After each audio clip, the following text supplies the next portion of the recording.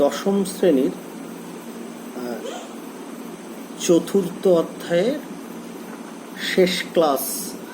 আমি আগের ক্লাসেও বলেছিলাম, কিন্তু প্রকৃতপক্ষে গোরা উপন্যাস সম্পর্কে আলোচনা করতে গিয়ে আমাদের যা সময় হয়েছিল, যেহেতু স্বল্প সময়ের ক্লাস করতে হয়, তো সেই জন্যে আর রেখাই বা রেখাচিত্রের মধ্য দিয়ে, অর্থাৎ ছবির মধ্য দিয়ে ভারতীয় মনীষীরা কিভাবে ভারতের জাতীয়তাবাদের বিকাশ ঘটিয়েছিলেন সেই আলোচনার সময় আর ছিল না। তাই বাধ্য হয়ে আরও একটা ক্লাসে আমাদেরকে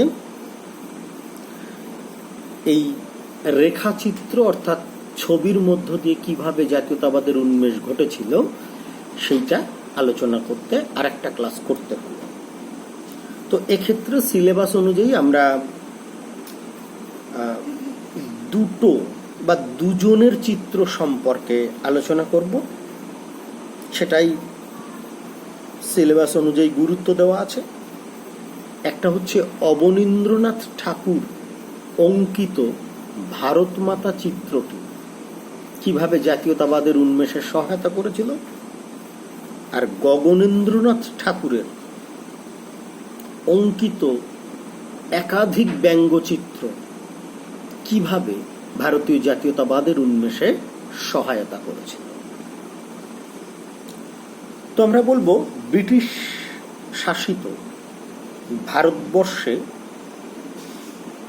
বিভিন্ন কবি, সাহিত্যিক, দার্শনিক, ঐতিহাসিক বা বিদগ্ধ ব্যক্তিবর্গ যেমন জাতীয়তাবাদের উন্মেষে ভারতীয়দের ব্রিটিশ বিরোধী আন্দোলনের ক্ষেত্রে তাদের লেখনীর মধ্য দিয়ে একটা গঠনমূলক ভূমিকা নিয়েছিলেন, ভারতীয় মানুষকে উদ্বুদ্ধ করতে জাতীয়তাবাদী চিন্তা চেতনায়, তেমনি ছবি আঁকার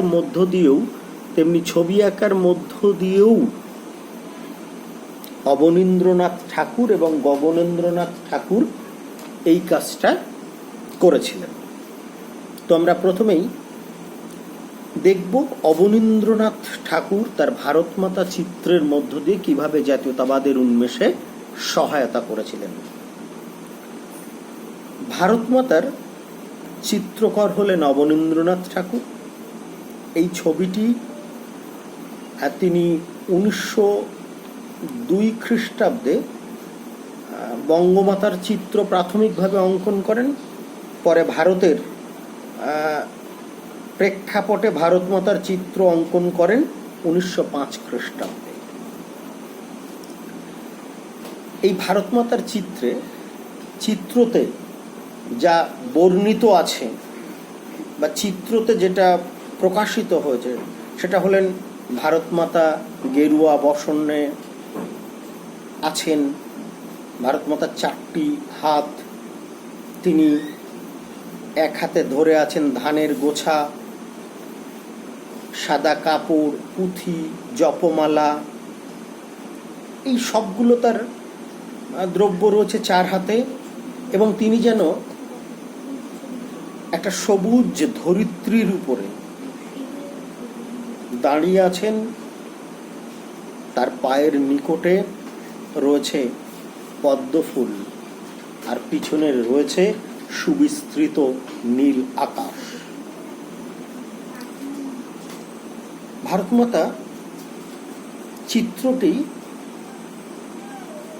আসলে ব্রিটিশ বিরোধী আন্দোলনের সময়ে একটা জাতীয়তাবাদী প্রতীকে পরিণত হয়েছিল, এবং এই চিত্রটি ভারতীয় জনগণের মধ্যে জাতীয়তাবাদের উন্মেষ ঘটিয়েছিল। আমরা দেখব যে এই ছবির কি কি ভাবনা ভারতের জাতীয়তাবাদকে এগিয়ে দিতে সহায়তা করেছিল। ভারত মাতা চিত্রটি সার্বিকভাবে ভারতবর্ষকে মাতৃরূপে কল্পনা করতে সহায়তা করেছে এবং এই ভারত মাতার চিত্রের সঙ্গে তিনি সুচারুভাবে জাতীয়তাবাদকে যুক্ত করতে পেরেছেন। ভারত মাতার চিত্রে তার চারটি হাতে থাকা জিনিসগুলির মধ্য দিয়ে তিনি ভারতীয় চিরাচরিত ঐতিহ্যের চিত্র প্রস্ফুটিত করতে পেরেছেন। আসলে ধানের গোছা বা শুভ্র বস্ত্র, পুঁথি, জপমালা এগুলি যেন সনাতন ভারতের ঐতিহ্যের ধারক বাহক। একই সঙ্গে বিস্তীর্ণ সবুজ প্রান্তর যেমন রয়েছে, সেই বিস্তীর্ণ সবুজ প্রান্তর যেন শস্য শ্যামলা, ধনধান্যে সম্পদে পরিপূর্ণ একটা ভারতবর্ষের চিত্র। এবং এই ছবির অঙ্কন শৈলী এমনই, যার মধ্য দিয়ে যেন আধ্যাত্ম শক্তি এবং নারী শক্তিরও বহিঃপ্রকাশ ঘটছে। এই ধরনের ছবি মধ্য দিয়ে অবনীন্দ্রনাথ ঠাকুর ভারতবর্ষের জাতীয়তাবাদী জনগণের মধ্যে এক নতুন ভাবনা চিন্তার উদ্রেক করতে সক্ষম হয়েছিলেন এবং ভারতবাসী ব্রিটিশ বিরোধী আন্দোলনে নতুন প্রাণ পেয়েছিল। এবার আসি গগনেন্দ্রনাথ ঠাকুরের ব্যঙ্গচিত্র কিভাবে ভারতবর্ষের মানুষের মধ্যে জাতীয়তা বোধের বিকাশ ঘটিয়েছিল সেই আলোচনায়। গগনেন্দ্রনাথ ঠাকুরকে আমরা আধুনিক ভারতবর্ষের চিত্রশিল্পের, মানে বিশেষ করে ব্যঙ্গচিত্র শিল্পের পথিকৃৎ বলে মনে করি। তিনি খুব শৈশবেই তার পিতাকে হারান। তারপর তার স্কুল জীবন শেষ হয় এবং এরপর তিনি তার যাবতীয় প্রতিভা যেন অঙ্কন শিল্পের দিকেই নিয়োজিত করেন। তিনি তার অঙ্কন শৈলীতে কখনোই হয়তোবা দেশাত্মবোধের দ্বারা উদ্বুদ্ধ হয়েই ইউরোপীয় শৈলীর দ্বারা প্রভাবিত হননি। তিনি ইউরোপীয় শৈলীকে কখনো অনুকরণও করেননি। তিনি স্বতন্ত্র একটা ভারতীয়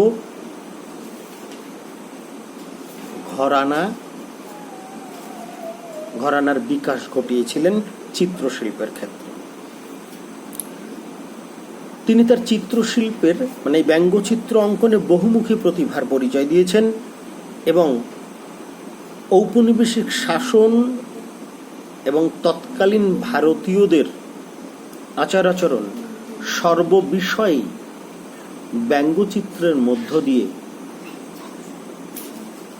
আমাদের চোখে আঙুল দিয়ে দেখিয়ে দিয়েছেন যে কি প্রয়োজন আর কি প্রয়োজন নয়। তিনি তৎকালীন ভারতীয় ধনী অভিজাত সম্প্রদায়ের কাজকর্ম এবং তাদের মেকি জাতীয়তাবাদী চিন্তা ভাবনার দিকটি আমাদের কাছে তুলে ধরেছিলেন। ঔপনিবেশিক শিক্ষা প্রসারের মধ্য দিয়েই আমরা যে পাশ্চাত্য শিক্ষা লাভ করেছিলাম, সেই পাশ্চাত্য শিক্ষায় শিক্ষিত একদল ধনী অভিজাত মধ্যবিত্ত মানুষ আসলে কি আচার আচরণ অনুকরণ করেছিল, তা দেশের পক্ষে কতটা ভালো, সেদিকেও তিনি আমাদের দৃষ্টি দিতে বাধ্য করেছিলেন। তার ব্যঙ্গচিত্রের দু একটা নাম আমরা উল্লেখ করব: অদ্ভুত লোক, বিরূপ বজ্র, নবহুল্লোড় ইত্যাদি। সাধারণত প্রবাসী ও মডার্ন রিভিউতে এই অবনীন্দ্রনাথের ব্যঙ্গচিত্রগুলো, ভুল বললাম, গগনেন্দ্রনাথের ব্যঙ্গচিত্রগুলো প্রকাশিত হতো।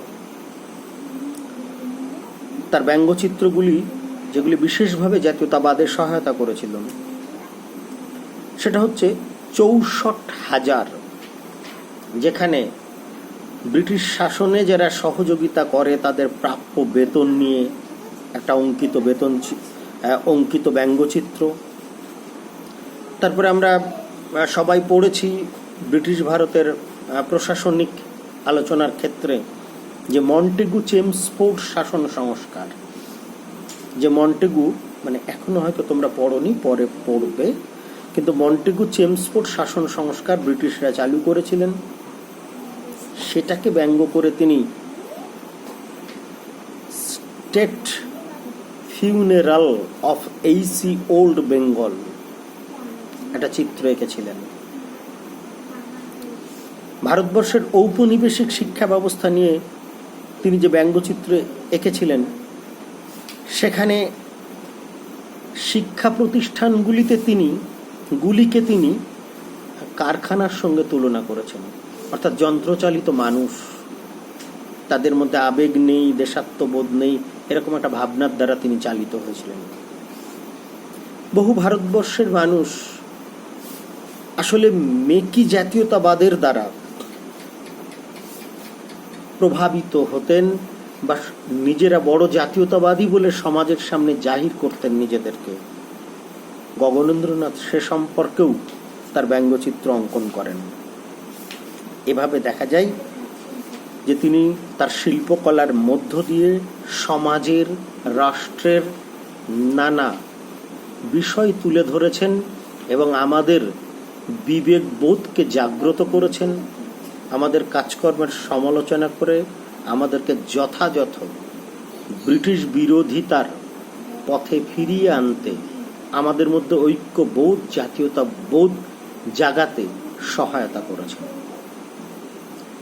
তো রেখায় ও লেখায় জাতীয়তাবাদের বিকাশের যে বিষয়টা আলোচনা করেছিলাম, যতটা সময় নেব ভেবেছিলাম তার থেকে অনেক বেশি সময় নিতে হলো এবং প্রায় 4টি ক্লাসের মধ্য দিয়ে এই অংশ শেষ করলাম।